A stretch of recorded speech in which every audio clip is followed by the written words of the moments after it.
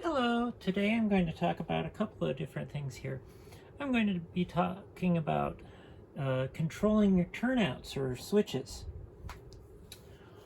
Seems to be a little confusing at times for a lot of people because Zimo likes to use sub-addresses with their switches, and they allow you to assign multiple different little icons.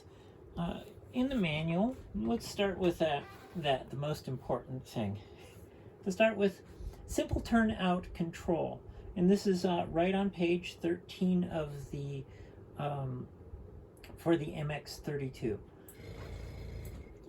Operating turnouts and signals on the MX32 follows this object-oriented approach in the panel of turnout signal controls, the panel of the precursor to the track diagram.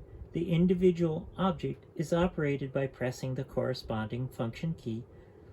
Each object or display icon must be assigned to the correct supporting decoder address and sub-address number, etc. in previously executed definition processes.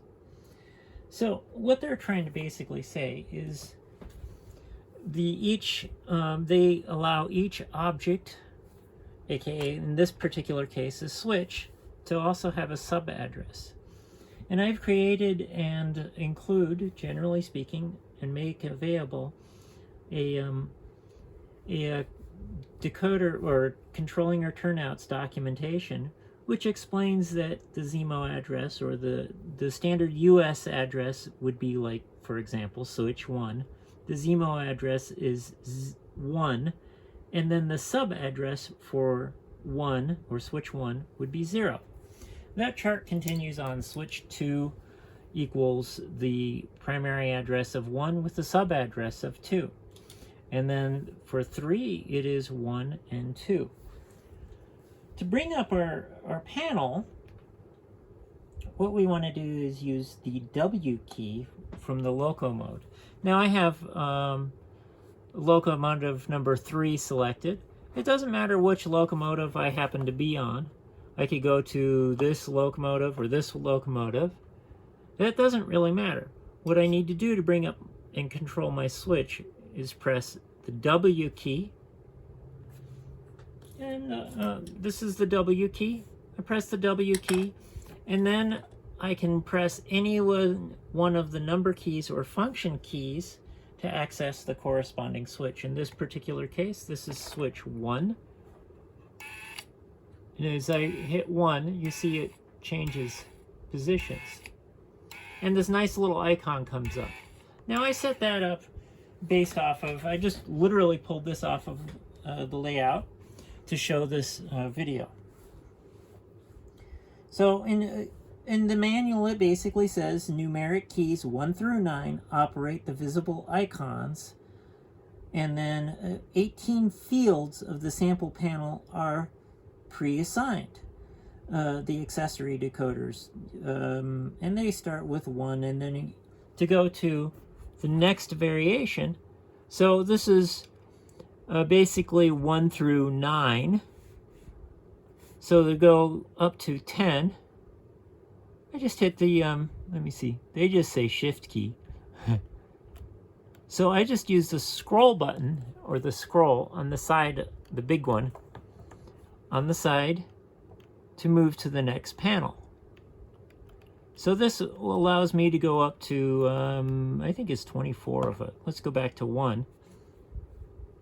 What they're talking about when they say press the shift key, it actually, let me show you, it kind of shows the actual address of the switch. So in this particular one, I assigned 1 to 1-0, and then 2 is 1-1, and so on in the sample manuals. Now this is kind of fun. It goes further on. It says if I press shift, or I'm sorry, W and shift in this particular case is the little red arrow key pressing up. So if I press, let's press W, it goes back to the basic. If I press W and then shift, Let me try that again. So exit out of that. So if I hit, yep, it doesn't really matter. I can hit W, and let's see, I can press, oh, nope, I have to hit Shift, W, and then it brings up this little funny looking screen, which allows me to program each of my addresses in the particular panel for the switches. So this is where I come back with a little chart. This is just you get the idea of chart, and it's pretty easy to follow after you get the concept of it.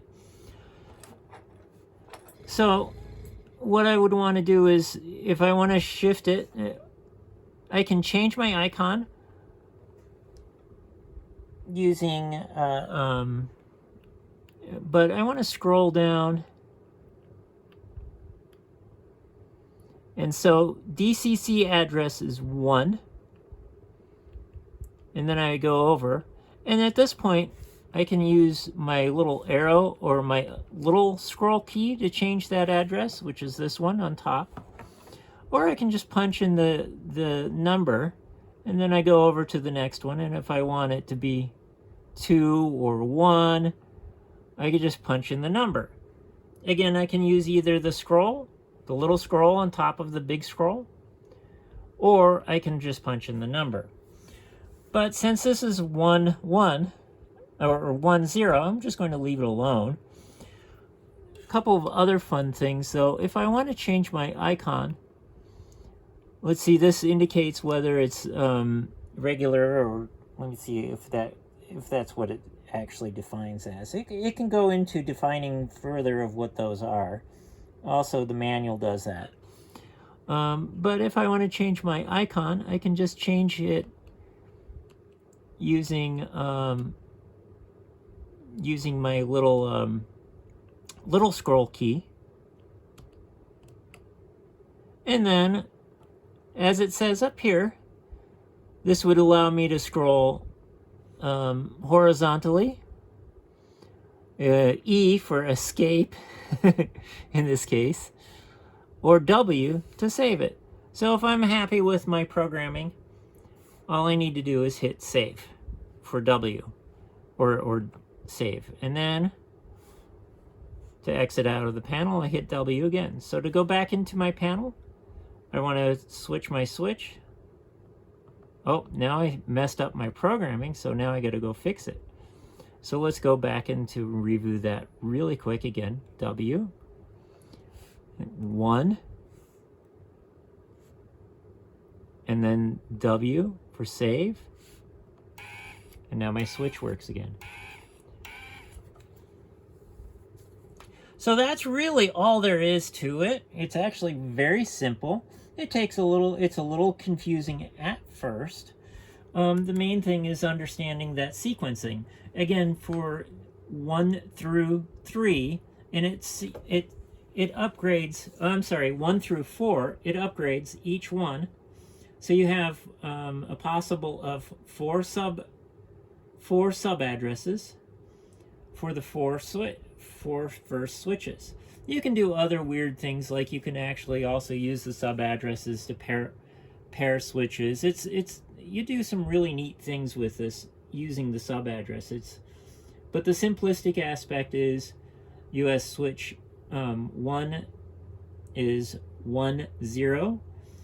US switch 2 is 1, 1. US switch 3 is 1, 2. US switch 4 is 1, 3. And then when you get to switch 5, again, you go 2, 0, 2, 1 for 6, 2, 2 for 7, 2, 3 for 8. And then it resets the sub address at 9. So you go 1 or 0, 1, 2, and 3. And that gets you up to now switch 13. When it goes to the main address is 4. So it's pretty straightforward. Sometimes having the chart just makes it easy. Then you can cross-reference it. or you can just start figuring out the math. At any rate, again, that's all there is to it. Thanks for watching.